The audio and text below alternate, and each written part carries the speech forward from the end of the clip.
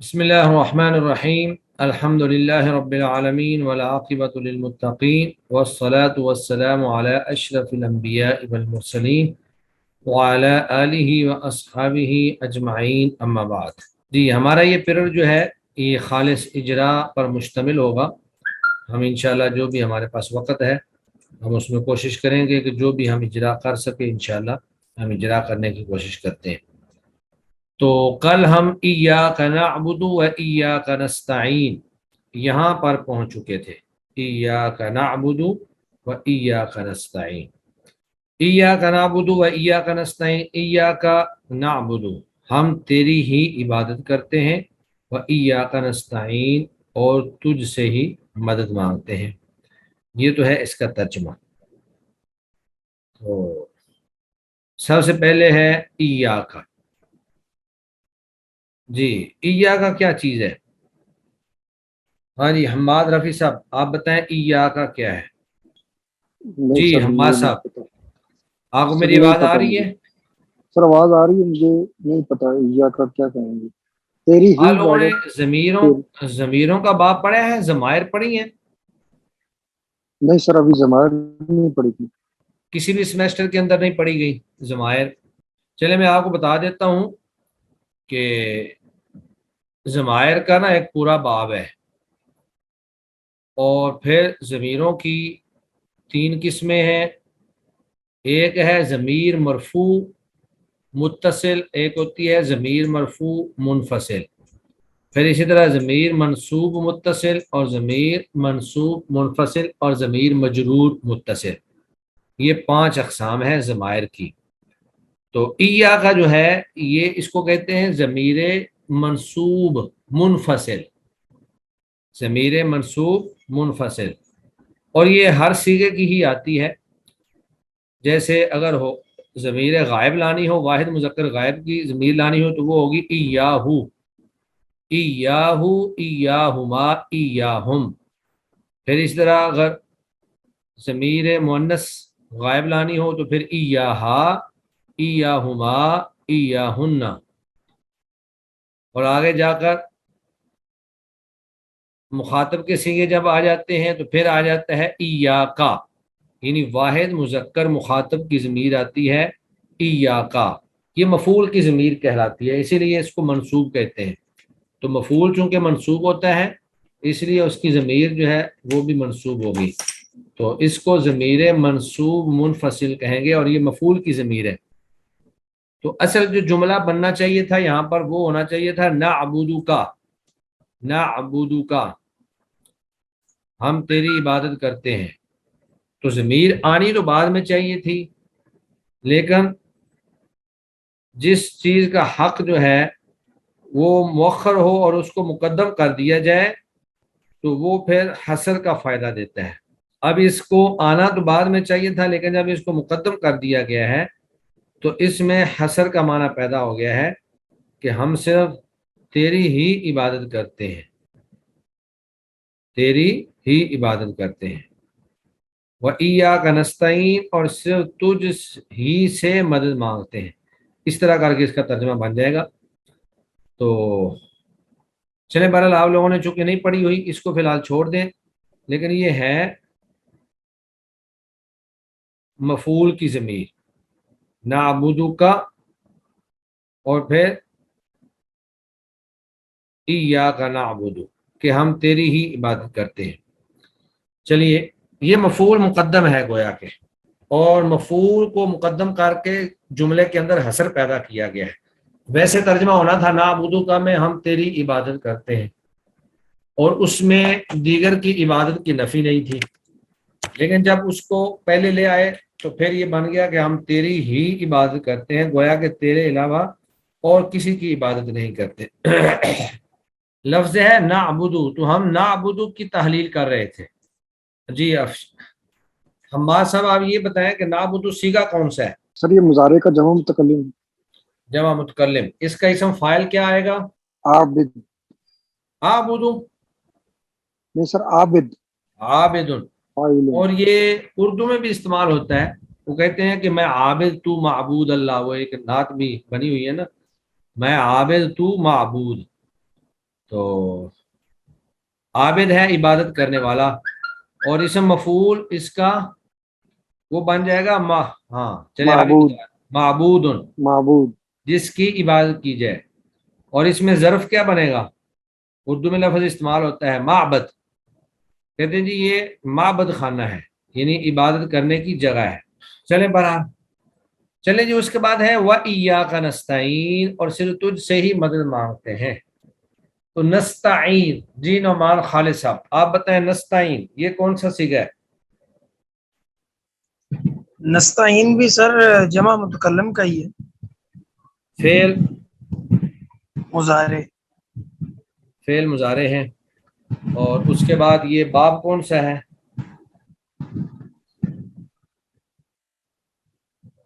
باب نستعین،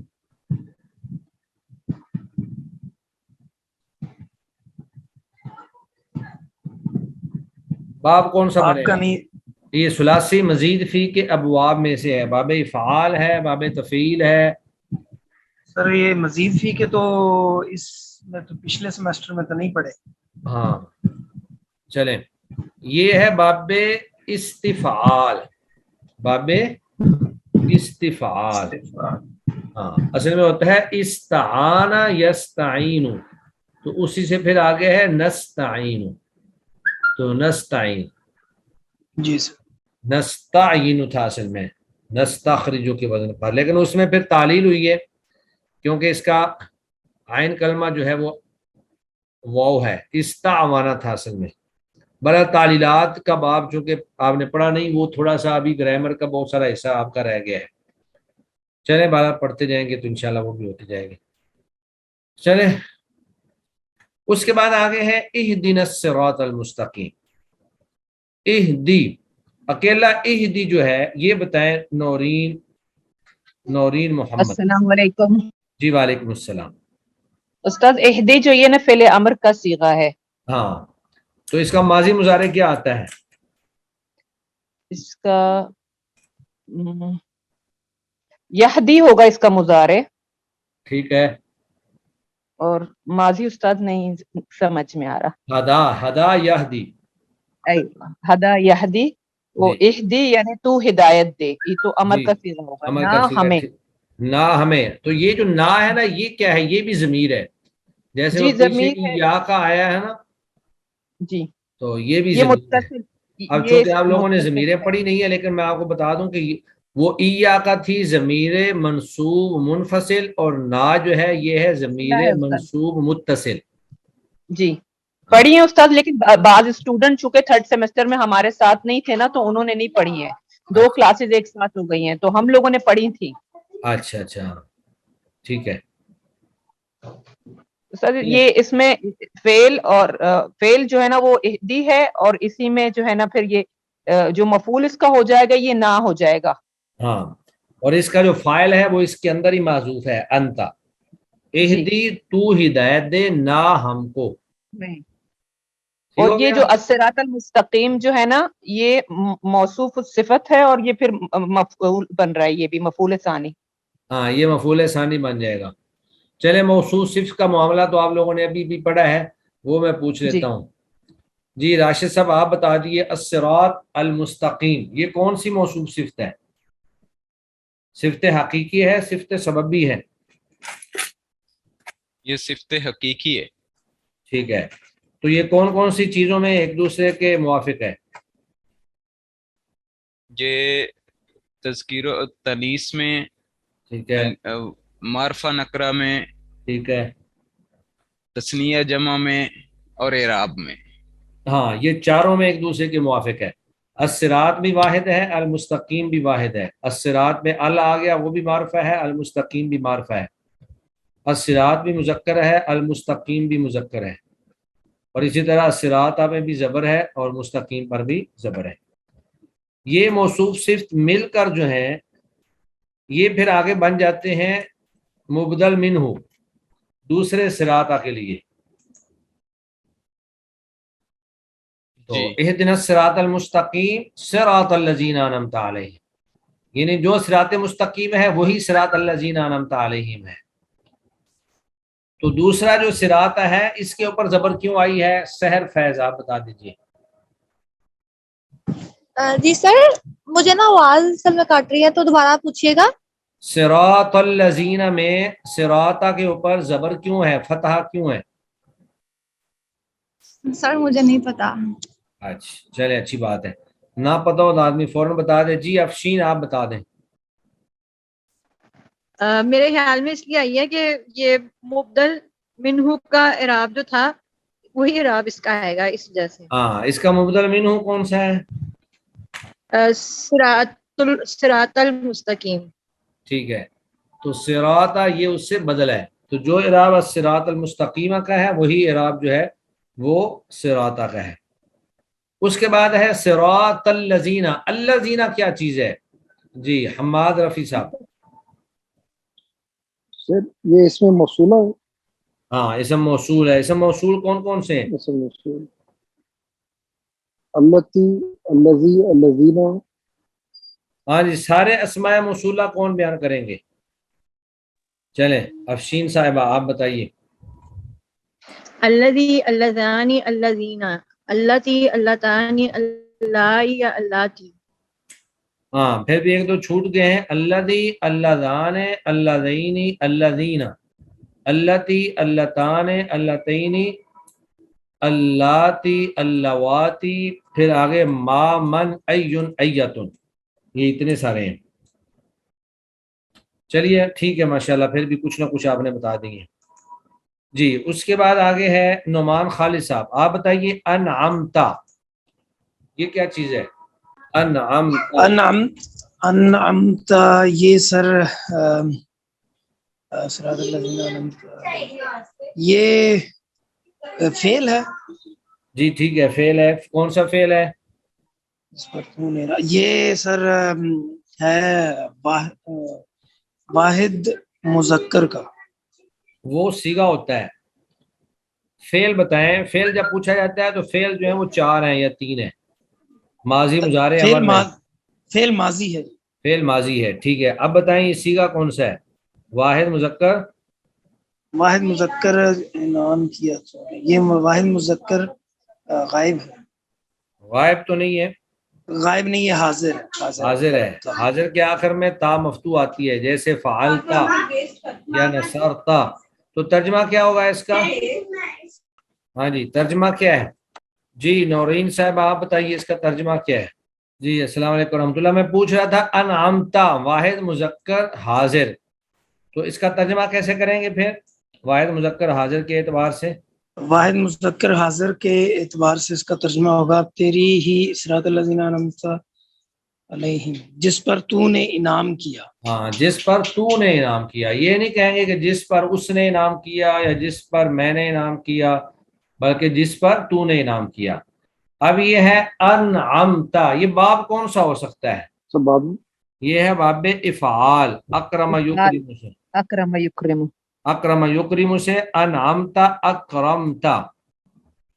چلیں صحیح ہے ماشاءاللہ۔ صراط الذین انعمت علیہم، اب یہ جو علیہم میں ہے علی ہے، یہ حرف جار ہے، اور ہم ضمیر جو ہے یہ مجرور ہے، یہ بھی مجرور ہے۔ اس ضمیر کو کہیں گے ضمیر منصوب، نہیں بلکہ ضمیر مجرور متصل، ضمیر مجرور متصل۔ ہم کی ضمیر جو ہے یہ مجرور ہے علی کی وجہ سے۔ صراط الذین انعمت علیہم۔ آگے ہے غیر المغضوبی۔ المغضوبی یہ کیا چیز ہے؟ المغضوبی اسم کون سا اسم ہے؟ مفعول۔ اسم مفعول، ماشاءاللہ۔ تو اس کا ماضی کیا آئے گا؟ ماضی مضارع؟ غضب یغضب، ہاں یہ غاضبہ سے نہیں آئے گا، ماشاءاللہ آپ نے اچھی کوشش کی ہے۔ غازبہ ویسے آتا ہے، غازبہ یغضبو، غازبہ یغضبو باو سمع یسمع سے۔ غیر المغضوبی علیہم ولا الضالین، ولا الضالین، الضالین کا کیا اعراب ہے؟ یا نون والا نا، ہاں ٹھیک ہے، یہ جو زال ہے نا، زال، یہ ہے اسم فاعل، ضالن اسم فاعل، تو ضالن ضالن ضالان ضالون جمع کا صیغہ بن گیا. تو جب ضالون ہو گیا تو پھر یہ پیچھے چونکہ غیری جو لفظ غیر ہے یہ مضاف ہوتا ہے، مضاف ہو کر استعمال ہوتا ہے. تو المغضوبی علیہم، مغضوبی علیہم جو ہے یہ معطوف علیہ ہے، اور وہ حرف عطف لا زائدہ، اور الضالین یہ معطوف اور معطوف علیہ پڑے ہوئے ہیں. نہیں استاد، لیکن آئیڈیا ہے کہ ان کے اعراب جو ہے نا بس وہ یہ ایک ایسے ہی جیسے ہے کہ پہلے اور بعد میں آتے ہیں. عطف، حروف عطف جو ہے وہ اپنے سے پہلے کا جو اعراب ہوتا ہے وہی اعراب بعد میں منتقل کر دیتے ہیں. تو چونکہ المغضوبی یہ مجرور ہے لہذا الضالین یہ اصل میں تھا الضالون، تو جمع مذکر سالم کا صیغہ تھا اسم فاعل سے. تو جب یہ عطف پڑا اس کا المغضوبی پر تو یہ بھی ہو گیا مجرور. تو جب مجرور ہوا تو جمع مذکر سالم کا نسبی اور جری دونوں حالتوں میں اعراب جو ہے وہ یا ما قبل مقصور کے ساتھ اور نون مفتوح آتا ہے. جیسے جاء مسلمون، رأیت مسلمین، مررت بمسلمین، تو یہاں بھی ولا الضالین. چلیں جی آج اتنا ہی کافی ہے، ہمارا اجرا اتنا ہی کافی ہے. اگر کوئی چیز اس میں سے پوچھنے والی ہے تو وہ آپ لوگ پوچھ لیں. تو السلام علیکم سر. جی وعلیکم السلام. سر یہ غیری کے پر کسرہ کیوں آ رہا ہے؟ غیری اصل میں صراط الذین انعمت علیہم، جو اللہ زینہ ہے نا، اللہ زینہ سے یہ بدل بن رہا ہے غیری بذات خود. راستہ ان لوگوں کا انعمت علیہم جن پر تو نے انعام کیا، پھر وہی راستہ ان لوگوں کا غیر المغضوب علیہم، یہ جو غیر ہے یہ اس کی پھر نفی کرتا ہے، یعنی نہ کہ راستہ ان لوگوں کا جن پر غضب ہوا اور نہ ہی گمراہوں کا. تو اللہ زینہ جو ہے یہ یہاں پہ محل جر میں ہے، صراط مضاف ہے، اللہ زینہ مضاف الیہ ہے. تو اللہ زینہ پر اس کا جب بدل بنا، یا اس کو عطف بیان بھی بسا اوقات کہہ دیتے ہیں جو بغیر حرف عطف کے آ جاتا ہے، تو غیری اس بنیاد پر مجرور ہے، اللہ زینہ کی بنیاد پر. جی سر. اصل میں بہت ساری چیزیں ایسی ہیں جو آپ لوگوں نے چونکہ پڑھی نہیں ہوئی ہیں تو وہ پھر اس کو سمجھانا ذرا مشکل ہے. میں کوشش یہ کر رہا ہوں کہ آپ کے ساتھ زیادہ تر وہ چیزیں ڈسکس کروں جو آپ نے اچھی طرح سے پڑھی ہوئی ہیں.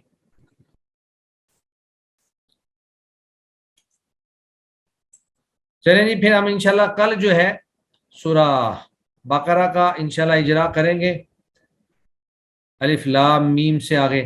لیکن کل آپ لوگوں نے کرنا یہ ہے کہ ایک تو میں نے آپ کو لیسن دے دیا تھا 6 سبق جو ہیں وہ شروع سے، اور اس کے بعد بدل کا جو ہے سوال و جواب.